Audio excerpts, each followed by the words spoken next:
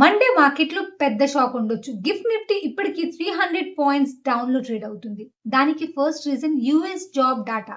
US job data చాలా స్ట్రాంగ్‌గా వచ్చింది. యూఎస్‌లో 1,72,000 జాబ్స్ యాడ్ అయ్యాయి. స్ట్రాంగ్ పేరోల్ అంటే ఇన్ఫ్లేషన్ తగ్గడం కష్టం. యూఎస్‌లో 1,72,000 జాబ్స్ యాడ్ అవ్వడం అంటే ఎకానమీ స్ట్రాంగ్‌గా ఉంది అర్థం. కానీ అదే స్ట్రాంగ్ డాటా వల్ల ఫెడ్ రేట్ కట్స్ డిలే అవ్వచ్చు.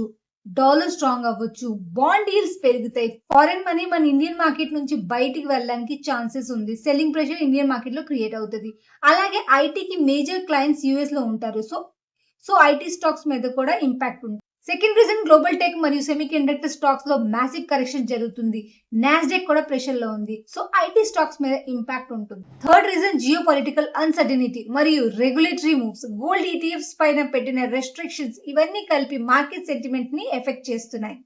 గ్లోబల్ లిక్విడిటీ కూడా టైట్ గా అవుతుంది. ఈ అన్ని రీజన్స్ కలిసి Monday market gap down open అవ్వడానికి ఛాన్సెస్ పెంచుతున్నాయి. మీ ఒపీనియన్ ఏంటి? నిఫ్టీ ఎంత గ్యాప్ డౌన్ పాయింట్ లో ఓపెన్ అవుతుంది? నాకు కామెంట్ చేసి చెప్పండి. నా వీడియో నచ్చితే లైక్ చేయండి, షేర్ చేయండి, నా ఛానల్ కి సబ్స్క్రైబ్ చేయండి.